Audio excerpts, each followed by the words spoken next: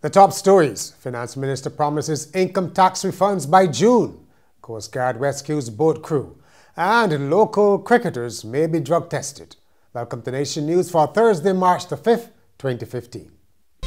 No matter where you are in the world, at home or abroad, Nation News keeps you connected with what's happening in Barbados through our website, video newscast, and online e-papers. So stay connected with Nation News. Your news, your time, your way.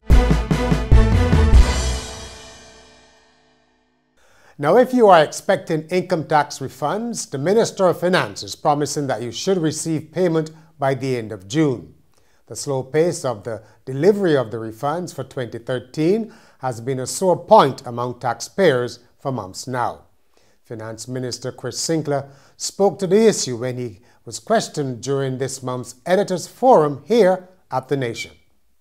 Since there's no special fund for that and it has to be paid out of revenue, what flows in, the proportion of that has to go back out. And if cash is tight and the flow is not consistent, then you will expect a circumstance where the returns will not be paid as quickly or as fully as they would normally be in the circumstances. But we're working with it, and I've spoken to the staff. I mean, that's one of the troublesome things, because for me, the payment of tax return, of course, it's legal and it accrues interest, so long as you don't pay it. Similarly, as you don't pay government, the same interest goes on. So you don't want it to become a monstrous problem. So I have told the staff that it has to be entirely resolved, certainly no later than May, June, in terms of the last year's tax returns, because it's almost time for filing right now. Mr. Sinclair said that while there are cash flow problems, government is not broke. Government has money. Government pays all of its public debt, interest and amortization on time. We've never defaulted on a loan internationally or otherwise. We have arrears owed to various business houses, and we try to work those arrears down through various means. Of course, cash first, and that's how the system has to operate. And you can read more of what Mr. Sinclair had to say in Friday's Weekend Nation. The Coast Guard has rescued an 8-member crew attempting to row across the Atlantic Ocean in record time. The 6 men and 2 women on the Avalon were blown off course by heavy wind, falling just 2.5 miles short of their goal of reaching Barbados. News reports say they were rescued and towed to shore earlier by the Coast Guard after firing flares. The international crew set off from the Canary Islands on January the 20th. They were attempting to break a 30-day record while raising money for various charities. Construction of the St. John Polyclinic appears to have stalled again as cash flow problems have resurfaced. The contractors have reportedly refused to go back to work until they are paid, and Bush is now reclaiming the property, which has been a construction site of sorts since the 1990s. Health Minister John Boyce told Nation News that some issues were being worked out among stakeholders, including the contractors, and the building would soon be finished. Several completion dates have come and gone, and some residents say they are fed up with the constant delays. This day here yesterday, this day here real long, so it should have done all it now.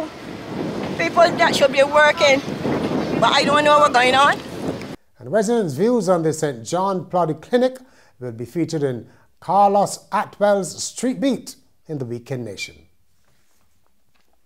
The Barbados Workers Union has found it hard to organize domestic workers, but says it is not shy of speaking out on their behalf, even if they remain non-members. According to General Secretary Tony Moore, the BWU has been trying unsuccessfully for 5 years to induct household workers, but they often fear victimization. She told a workshop to mark International Women's Day that the union will still be agitating for their rights. The Poetry Society of America has named Barbadian poet Kamau Brathwaite as the 2015 recipient of the organization's highest award, the Frost Medal. It is presented annually for distinguished lifetime achievement in poetry. The award will be presented in New York on April the 16th. Wanted food and beverage managers for the hotel industry. According to hotelier Gordon Seal, there is a shortage. Mr. Seal should know. He operates Bougainvillea Resort, Sandacres Beach Club, and will open Sugar Bay, the former Amaryllis in Hastings, later in the year. He said that considering the length of time that Barbados has been in tourism, you should be able to pick food and beverage managers off a tree and even export them. But he notes the job is hard work, which may be a turn-off for some. In sport, cricketers in Barbados may soon be drug tested. Dr. Adrian Lord, the chairman of the Anti-Doping Commission, says discussions are ongoing with the Barbados Cricket Association to have testing in all local competitions.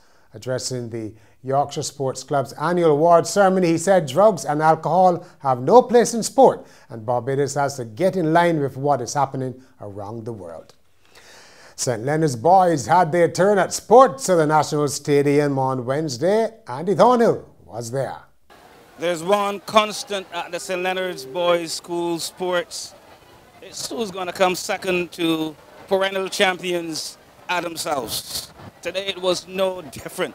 They copped their 38th consecutive title. How about that for bragging rights? Definitely number one at St. Leonard's for a long, long time. Here's hoping that St. Leonard's can pull out all of the stops when it comes to inter-school sports. They've certainly got the ability and the pedigree. Only time will tell what they will do in the big yard. For the Nation Wrap, I'm Andy Thornhill. And finally, a Nigerian woman is reported to have filed for divorce after claiming she could not cope with the size of her husband's huge penis.